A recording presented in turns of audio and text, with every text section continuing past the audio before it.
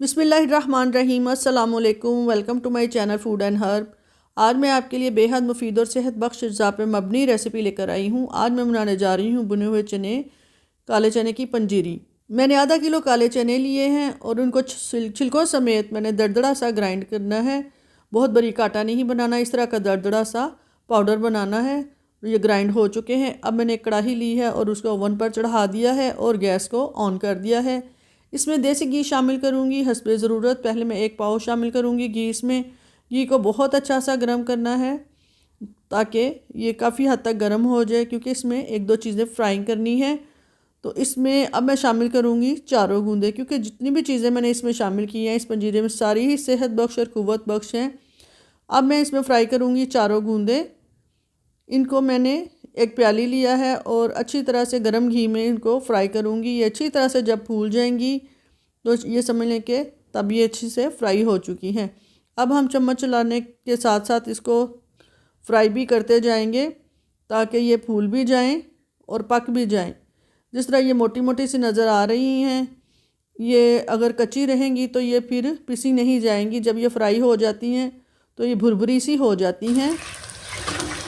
तो इनको हाथों की मदद से भी हम पकड़ें तो ये तब भी मेल्ट हो जाती हैं। इस तरह का हमने इसको फ्राई करना है। बूंदें फ्राई हो चुकी हैं। इनको मैं अलहदा एक बर्तन में निकाल लूँगी और इनको ठंडा होने के लिए रख दूँगी। जो ही ये ठंडी हो जाएंगी तो इनको मैं ग्राइंड करके रख लूँगी। इसको मैंने गूंदों को निकाल लिया है कढ़ाई से, और उसी कढ़ाई में अब मैंने 2 टेबल स्पून सूंठ का पाउडर है उसको शामिल किया है। सूंठ का पाउडर बेहद मुफीद होता है, ख़ासकर नज़ला ज़ुकाम केरा का बेहतरीन इलाज है। इसको भी तकरीबन 1 मिनट तक फ्राई करना है। और जब ये अच्छी तरह से फ्राई हो जाए तो फिर इसमें मैं शामिल करूँगी भुने हुए काले चने।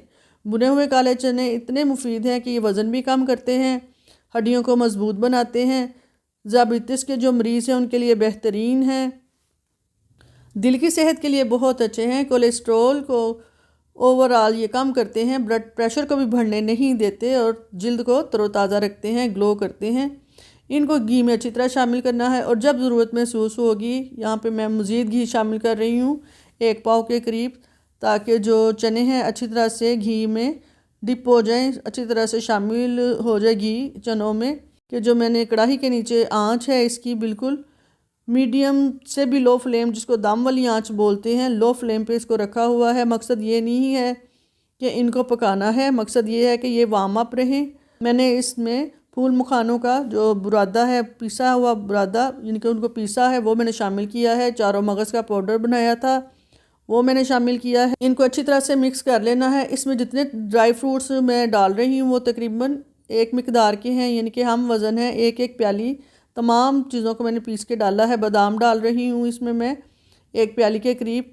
इनको भी दादड़ कर लिया था, बारीक नहीं पीसा, मोटा मोटा पीस के इनको मैं शामिल कर लिया है इसमें, वो भी मैंने इसमें डाल दिए हैं। इसके अलावा इसमें मैं काली किशमिश या ब्लैक रेज़न जिसको बोलते हैं वो मैं शामिल कर रही हूँ। मैंने नारियल का बुरादा भी 1 प्याली शामिल किया है इसमें। इसके अलावा मैं अखरोट की जो गिरी है उसको भी मोटा मोटा कूट लिया है, वो भी मैंने शामिल किया है। बारीक इसलिए नहीं पीसा कि इसका ऑयल आता है और ये खाते हुए मज़ा नहीं देते। फिर इन सब को अच्छी तरह से मिक्स करना है चम्मच के साथ। तमाम अज्जा आपस में अच्छी तरह से मिक्स हो जाएं और दम वाली आंच रहे नीचे। अब जो गूंदे मैंने फ्राई करके रखी थी उनको मैंने बारीक बारीक पीस लिया है, दादड़ सा कर लिया है, वो भी मैंने शामिल कर दी हैं इसमें। इसके अलावा मैंने इसमें शक्कर शामिल की है। आप चाहें तो चीनी या गुड़ बारीक पीस कर भी डाल सकते हैं, मैंने यहाँ पे शक्कर का इस्तेमाल किया है। इनको अच्छी तरह से आपस में मिक्स करेंगे। ये बहुत अच्छी तरह से जब मिक्स हो जाए तो हमारी ये जो पंजीरी है काले भुने हुए काले चने की, वो तकरीबन तैयार हो चुकी है। ये बहुत क़ुव्वत बख्श सेहत बख्श है। इसमें मौजूद हर चीज़ जो है वो ताकत वाली है। आप ख़ुद भी खाएँ, अपने प्यारों को भी खिलाएँ, ये बना के दें। इंशाल्लाह ताला आपको ज़रूर पसंद आएगी। मेरी इस तरह की वीडियोज़ आपको पसंद आए तो मेरे चैनल को सब्सक्राइब कर दीजिएगा। इंशाल्लाह ताला मुझे दुआ में याद रखिएगा। तब तक के लिए इजाज़त दीजिए। अल्लाह हाफिज़।